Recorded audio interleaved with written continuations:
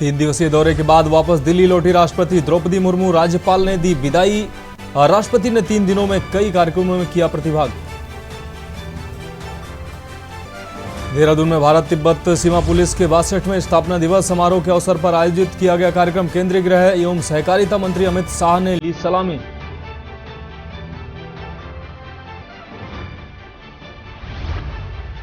देहरादून में भारत तिब्बत सीमा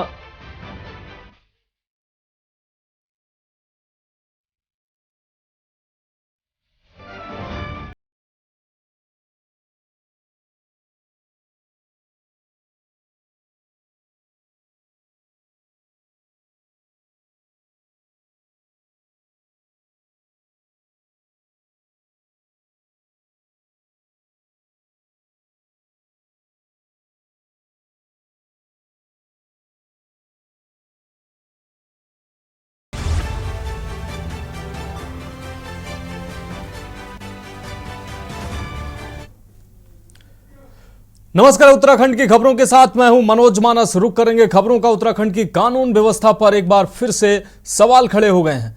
दरअसल उत्तराखंड राज्य स्थापना दिवस के अवसर पर राजधानी देहरादून में बदमाशों ने रिलायंस ज्वेलरी शोरूम में बड़ी लूट को अंजाम दिया है। बदमाशों ने 10 मिनट के अंदर ही 10 करोड़ की डकैती को अंजाम दिया है।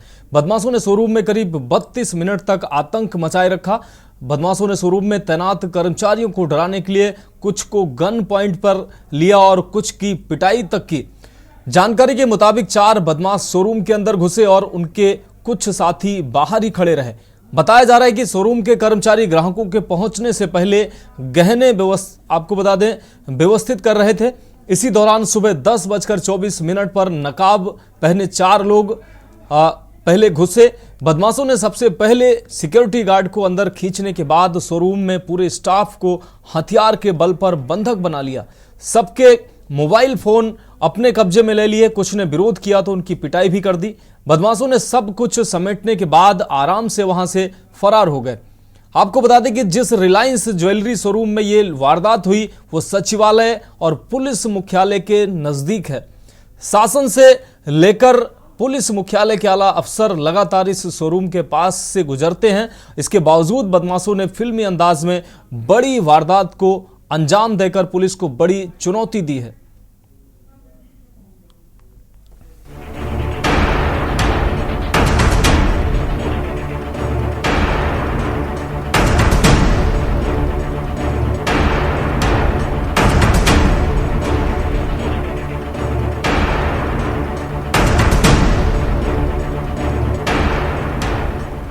उत्तराखंड राज्य स्थापना दिवस के अवसर पर बदमाशों ने दोन पुलिस को बड़ी चुनौती दी है। दरअसल बदमाशों ने रिलायंस ज्वेलरी शोरूम में बड़ी लूट को अंजाम दिया। बदमाशों ने 10 मिनट के अंदर ही 10 करोड़ की डकैती को अंजाम दे दिया। बदमाशों ने शोरूम में करीब 32 मिनट तक आतंक मचाए रखा। बदमाशों ने शोरूम में तैनात कर्मचारियों को डराने के लिए कुछ को गन पॉइंट पर ले लिया और कुछ की पिटाई तक की। जानकारी के मुताबिक 4 बदमाश शोरूम के अंदर घुसे और उनके कुछ साथी बाहर भी खड़े थे। बताया जा रहा है कि शोरूम के कर्मचारी ग्राहकों के पहुंचने से पहले ही गहने व्यवस्थित कर रहे थे और इसी दौरान सुबह 10:24 पर नकाब पहने 4 लोग घुस आए। बदमाशों ने सबसे पहले सिक्योरिटी गार्ड को अंदर खींचने के बाद शोरूम में पूरे स्टाफ को हथियार के बल पर बंधक बना लिया और सबके मोबाइल फोन अपने कब्जे में ले लिए। कुछ ने विरोध किया तो उनकी पिटाई भी कर दी। बदमाशों ने सब कुछ समेटने के बाद आराम से वहां से रफू चक्कर हो जाते हैं। हालांकि एसएसपी देहरादून अजय सिंह का कहना है कि जल्द ही बदमाशों को गिरफ्तार कर लिया जाएगा। वहीं पुलिस ने घटना में प्रयुक्त 2 बाइकें भी बरामद की है। क्योंकि ये करीब 10:30 पौने 11 के बीच की जैसा बता रहे हैं कि ये बात है, घटना है। और इसमें 3 व्यक्ति, पहले एक व्यक्ति अंदर आया था, रिलायंस का ये ज्वेलरी का शोरूम है, और उसके बाद आने के बाद वो फ़ोन पे या अन्य डाइवर्ट करने के लिए कुछ बात करता रहा और अचानक से फिर 2 अन्य लोग आए, उसका डोर पार करके सबको बैठा दिया। और इसके बाद जैसा इनका कहना है कि इसमें एक व्यक्ति बाहर भी खड़ा था जो ऑब्जर्व कर रहा था। 4 व्यक्ति तो पहचान मतलब जो थे मास्क पहने हुए थे, एक हेलमेट पहना था। और इसमें 4 से ज़्यादा भी व्यक्ति हो सकते हैं, क्योंकि जिस हिसाब से घटना की गई है उस हिसाब से मुझे लगता है कि इसमें 4 व्यक्ति नहीं, ज़्यादा व्यक्ति है। तो इससे तहरीर लेकर इसमें मुकदमा कायम कर दिया गया और इसमें धारा जो अभी लूट की उठाई थी, लेकिन मुझे लगता है कि सारी पूछताछ के बाद कि इसमें ज़्यादा व्यक्ति हैं तो उसमें डकैती में उसको बताया इंस्पेक्टर को कि तरमीम कर दी जाए। जिस तरह का रिलायंस के शोरूम में भी घटना हुई है, वैसे देश के हर कोने में पता चल रहा है किस तरह घटना हुई है, जो कि इनसे जानकारी हुई है तो इनके हेड ऑफिस से शेयर किया गया है कि अभी महाराष्ट्र में, बंगाल में, अन्य जगहों पर भी सेम तरह की घटना हुई है। आपको बता दें कि जिस रिलायंस ज्वेलरी शोरूम में वारदात हुई वो सचिवालय और पुलिस मुख्यालय के नजदीक है। शासन से लेकर पुलिस मुख्यालय के आला अफसर लगातार इस शोरूम के पास से गुजरते हैं और इसके बावजूद बदमाशों ने फिल्मी अंदाज में वारदात को अंजाम देकर पुलिस को बड़ी चुनौती दी है। वहीं देहरादून की सबसे बड़ी डकैती पर सीएम पुष्कर सिंह धामी सख्त हुए हैं। उन्होंने गहरी नाराजगी व्यक्त करते हुए इस मामले के जल्द से जल्द खुलासे के निर्देश पुलिस अधिकारियों को दिए हैं। वहीं इस घटना के सामने आने के बाद विपक्ष ने कानून व्यवस्था के बहाने सरकार पर निशाना साधना शुरू कर दिया है। उत्तराखंड सरकार के लिए कितनी शर्मनाक बात है कि वो देहरादून, जहां सारे मंत्री, संतरी, राज्यपाल, मुख्यमंत्री सब रहते हैं, और तो और पुलिस प्रशासन के सारे आला अधिकारी जहां पर तैनात हैं, वहां दिन दहाड़े उनकी नाक के नीचे रिलायंस शोरूम से करोड़ों के गहने और जेवर डकैत ले जाते हैं गन पॉइंट पर। ऐसे में मुख्य विपक्षी दल कांग्रेस पार्टी बहुत लंबे समय से इस बात को कह रहा है कि प्रदेश में कानून व्यवस्था पूरी तरह से पटरी से उतर चुकी है, लेकिन कोई इस तरफ सुध नहीं ले रहा है, ध्यान नहीं दे रहा है। और आज ऐन दिवाली के वक्त रिलायंस शोरूम में इतनी बड़ी चोरी बताता है कि देहरादून के लोगों का चैन और आराम बहुत जल्द खत्म होने वाला है, क्योंकि पुलिस प्रशासन की ये नाकामी है कि उनके सामने दिन दहाड़े इस तरह से डकैती हो रही है। क्या पुलिस प्रशासन का डर, भय और रसूख इन अपराधियों के मन में होगा? कितना वो घबरा रहे होंगे पुलिस प्रशासन से, ये उस बात की तस्दीक करता है। पुलिस मुख्यालय से मात्र 500 मीटर की दूरी पर एक ज्वेलर्स के शोरूम में दिन दहाड़े डकैतों द्वारा डकैती करना, उसका वीडियो बनाना, ये डकैतों के दुस्साहस का प्रतीक होने के साथ साथ राज्य की पुलिस व्यवस्था, राज्य की कानून व्यवस्था पर प्रश्न चिन्ह खड़े करता है। जिस तरह से लोग राज्य स्थापना दिवस का आनंद ले रहे थे, ऐसे में पुलिस सारे उसमें व्यस्त रही होगी ये माना जा सकता है, लेकिन डकैतों ने जो रणनीति बनाई तो पुलिस को इससे समझना चाहिए कि उनको किस तरह से ऐसे समय पर लोगों को सुरक्षा प्रदान करनी है। देहरादून के एसएसपी का ट्रैक रिकॉर्ड अब तक बेहतर रहा है और हम उम्मीद कर रहे हैं कि डकैत पकड़े जाएंगे, लेकिन उसके साथ जो राज्य के अंदर अपराधों का बढ़ता ग्राफ है वो चिंताजनक है। जिस तरह से चेन स्नैचिंग से लेकर के लूट, डकैती, हत्या के मामले हो रहे हैं वो चिंताजनक हैं। तो राज्य की कानून व्यवस्था पर सवाल खड़े करने के साथ ये सरकार की कार्यप्रणाली पर, सरकार की इच्छा शक्ति पर भी सवाल खड़े करता है। उत्तराखंड राज्य एक शांतिप्रिय राज्य है और सरकार इसके प्रति गंभीर है और पुलिस भी पूरी तरह से मुस्तैद है। बहुत जल्दी अपराधी पकड़े जाएंगे और इसका खुलासा होगा। जहां तक कांग्रेस का प्रश्न है तो कांग्रेस को इस पर सकारात्मक भूमिका निभानी चाहिए, क्योंकि उत्तराखंड राज्य में जिस तरह का वातावरण उनके समय में था, मुझे लगता है कि आज की परिस्थिति से उसकी तुलना करेंगे तो आज उत्तराखंड बेहतर स्थिति में है। या ये घटना हुई है तो निश्चित रूप से पुलिस उनको जल्दी ही गिरफ्तार कर लेगी। कुल मिलाकर उत्तराखंड की कानून व्यवस्था पर एक बार फिर से सवाल खड़े हो गए हैं। दिसंबर महीने में देहरादून में होने वाली ग्लोबल इन्वेस्टर्स समिट से पहले इस बड़ी वारदात ने सरकार की चिंता को बढ़ा दिया है।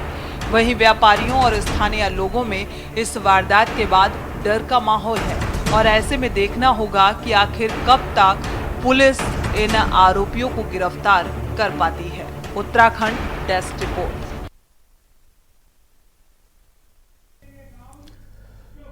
तो उत्तराखंड की खबरों में वक्त एक ब्रेक का है, जल्द हाजिर होंगे। आप देख रहे हैं के न्यूज, खबरों का सारथी। स्वागत है। बढ़ेंगे अगली खबर की ओर। रुड़की के दिल्ली रोड स्थित आनंद स्वरूप आर्य सरस्वती विद्या मंदिर में पत्रकार वार्ता व सम्मान समारोह का कार्यक्रम आयोजित किया गया। कार्यक्रम का शुभारंभ विद्यालय उपाध्यक्ष रामेश्वर प्रसाद, कुलश्रेष्ठ विद्यालय के सह प्रबंधक दिनेश पवार व प्रधानाचार्य अमरदीप सिंह व वरिष्ठ पत्रकार अनिल पुंडीर ने मां सरस्वती के चित्र के समक्ष दीप प्रज्वलित कर किया। प्रधानाचार्य अमरदीप सिंह ने पत्रकारों को संबोधित करते हुए कहा कि आनंद स्वरूप आर्य सरस्वती विद्या मंदिर छात्र छात्राओं के विकास के लिए लगातार विभिन्न गतिविधियों का आयोजन कर रहा है। विद्यालय के छात्र छात्राओं को शिक्षा के साथ साथ भारतीय संस्कृति से अवगत कराया जा रहा है। अपना दायित्व पूर्ण निष्ठा के साथ निभाया जा रहा है। उन्होंने कहा कि ज्ञान प्राप्त कर छात्र छात्राओं को उस ज्ञान और विद्या का उपयोग समाज और राष्ट्र हित में करना चाहिए। प्रधानाचार्य ने कहा कि समस्त शैक्षिक, बौद्धिक, सांस्कारिक, खेलकूद व सांस्कृतिक सामाजिक गतिविधियों में विद्यालय के होनहार छात्र छात्राओं ने बढ़ चढ़कर प्रतिभाग किया है। विद्यालयों एवं रुड़की नगर का नाम भी रोशन कर रहे हैं ये छात्र छात्राएं। विद्यालय से संचालित एनसीसी के माध्यम से भी विद्यालय के कैडेट्स राज्य एवं राष्ट्रीय स्तर की गतिविधियों में उत्कृष्ट प्रदर्शन कर रहे हैं। लोगों ने कार्यक्रम रखा है। प्रत्येक वर्ष हम लोग क्या करते हैं, जो अपने पत्रकार बंधु होते हैं उनके साथ एक मिलन समारोह को आयोजित करते हैं, जिससे कि आप सभी से हम लोग एक मिल सकें और अपने जो विद्यालय ने पूरे वर्ष में अपने हमने कार्य किए हैं और जो भविष्य में आगे आने वाली हमारी योजनाएं होती हैं उससे आप सभी को परिचित करा सकें। इसका सबसे बड़ा फायदा यह होता है कि एक साथ सभी से जानकारी मिलती है और आप सबके भी जो लगता है कि विद्यालय से अपेक्षाएं होती हैं और समाज की अपेक्षाएं होती हैं उसकी जानकारी हम सबको प्राप्त हो सके। ये सरस्वती विद्या मंदिर में पत्रकार बंधु यहाँ पर आए, हमने उन सबको दीपावली की शुभकामनाएं दी हैं और स्कूल की जो गतिविधियाँ चल रही हैं उसके बारे में आप सबके साथ हमने साझा किया है। हमारे यहाँ पर जो 1995 से 2023 तक जितना हमने प्रगति की है, एक भवन से लेकर हम तीसरे भवन पर जा रहे हैं। आज हमारे 100 बच्चे थे, आज हमारे पास 2900 बच्चे हैं और इस वक्त हमें समाज, ये स्कूल जो ये है समाज का है और समाज के द्वारा ही चलता है। रुक करेंगे अगली खबर का। पौड़ी जिले में जिला विधिक सेवा प्राधिकरण द्वारा जिला मुख्यालय दीवानी न्यायालय परिसर में पौड़ी में राष्ट्रीय विधिक सेवा दिवस मनाया गया। इस मौके पर आयोजित कार्यक्रम का जिला विधिक सेवा प्राधिकरण के अध्यक्ष एवं जिला जज अजय चौधरी द्वारा दीप प्रज्वलित कर किया गया। कार्यक्रम में सभी हितधारकों के कर्तव्यों को याद दिलाते हुए सचिव जिला विधिक सेवा प्राधिकरण अकरम अली के आग्रह पर जिला जज एवं अध्यक्ष जिला विधिक सेवा प्राधिकरण द्वारा पैनल अधिवक्ता विनोद चमोली, विनोद कुमार कुसुम नेगी, महेश बलूनी तथा राजकीय इंटर कॉलेज केशवर में स्थापित लीगल लिटरेसी क्लब द्वारा आम जनमानस तथा छात्र छात्राओं को अनुकरणीय कानूनी सेवा देने के लिए प्रशस्ति पत्र देकर उन्हें सम्मानित किया गया। कार्यक्रम का संचालन रिटेनर अधिवक्ता विनोद कुमार द्वारा किया गया। इस मौके पर अधिवक्ता केपी बमराड़ा, विनोद चमोली, महेश बलूनी ने निःशुल्क कानूनी सेवाओं के बारे में जानकारी दी। वहीं सचिव जिला विधिक सेवा प्राधिकरण अकरम अली द्वारा नालसा एवं खालसा द्वारा संचालित की जा रही योजनाओं के बारे में जागरूक किया। कार्यक्रम में प्रोजेक्टर के माध्यम से विधिक सेवा से संबंधित डॉक्यूमेंट्री फिल्म भी दिखाई गई। कार्यक्रम में न्यायिक अधिकारियों एवं अधिवक्ताओं की भी मौजूदगी रही।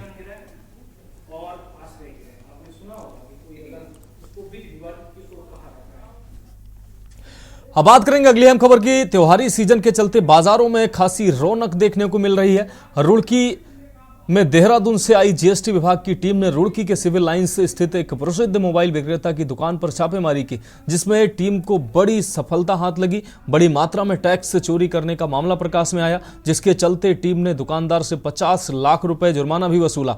जीएसटी विभाग की इस कार्रवाई से क्षेत्र के व्यापारियों में हड़कंप मच गया। वहीं छापेमारी के दौरान टीम को वहां से बिना बिल के कई महंगे मोबाइल हाथ लगे। इसके अलावा जीएसटी विभाग ने हरिद्वार व बहादुराबाद में भी छापेमारी की। टीम का नेतृत्व कर रहे जीएसटी के असिस्टेंट कमिश्नर मानवेंद्र सिंह ने बताया कि त्योहारी सीजन के चलते राज्य कर मुख्यालय से कुछ डीलर्स को चिन्हित किया गया था। खबरों में रुकेंगे एक और ब्रेक के लिए, जल्द हाजिर होंगे। आप देख रहे हैं के न्यूज, खबरों का सारथी। ब्रेक के बाद उत्तराखंड की खबरों में एक बार फिर से आपका स्वागत है। बढ़ेंगे अगली खबर की ओर। दिवाली के त्योहार को देखते हुए दून अस्पताल प्रशासन ने इमरजेंसी में विशेषज्ञों की तैनाती कर रखी है। आपको बता दें, अस्पताल प्रशासन का कहना है कि दिवाली के दिन इमरजेंसी में डॉक्टर की तैनाती के अलावा ऑन कॉल विशेषज्ञ चिकित्सकों को भी अलर्ट पर रहने के निर्देश दिए गए हैं। साथ ही यदि अस्पताल की ओटी और इमरजेंसी में कोई केस आता है तो अस्पताल पूरी तरह से चिकित्सीय सुविधा उपलब्ध कराने में सक्षम है।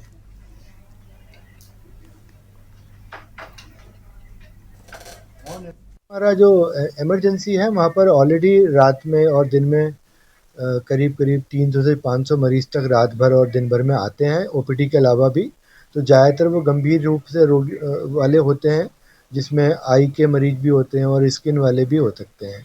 दिवाली को देखते हुए हमने, हालांकि ये सब हमारा रूटीन वर्क है, फिर भी हमने एक अलर्ट जारी किया है कि वो सभी डॉक्टर हमें रोस्टर दे दें, जिससे कि हम लोग भी अलर्ट रहें। और वहाँ हमारी सभी चिकित्सा सुविधाएं हमारी पूरी तरह अलर्ट पर हैं। दवाई की कोई कमी नहीं है। ऐसे में हम लोग पूरी तरह तत्पर हैं। इसी क्रम में मैं एक अपील भी करना चाहूँगा कि सभी पब्लिक अपना बहुत ध्यान रखे।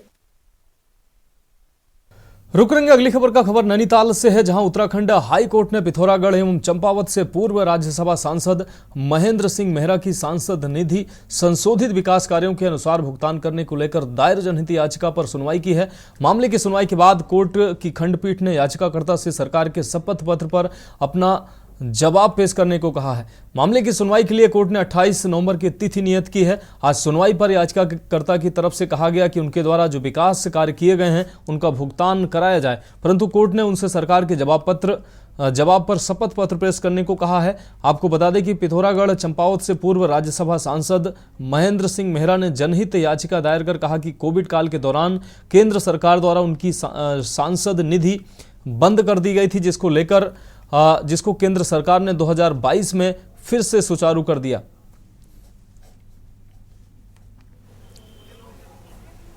एक संशोधित लिस्ट है कामों की, उस संशोधित लिस्ट को आप अप्रूव कर दीजिए और उसी के अनुसार 2.5 करोड़ रुपया जो है हमारा 2.5 करोड़ रुपया जो है उसको आप फिर जाके रिलीज कर दीजिए।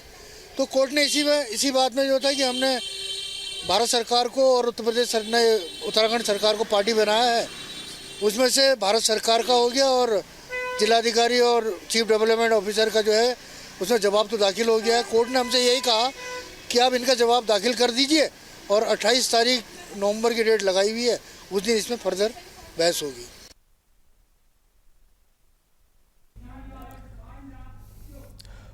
तो उत्तराखंड की खबरों में अभी के लिए इतना ही। मुझे दीजिए इजाजत और आगे आप देखिए के न्यूज इंडिया का विशेष कार्यक्रम मंथन हमारे प्रधान संपादक दुर्गेन चौहान जी के साथ।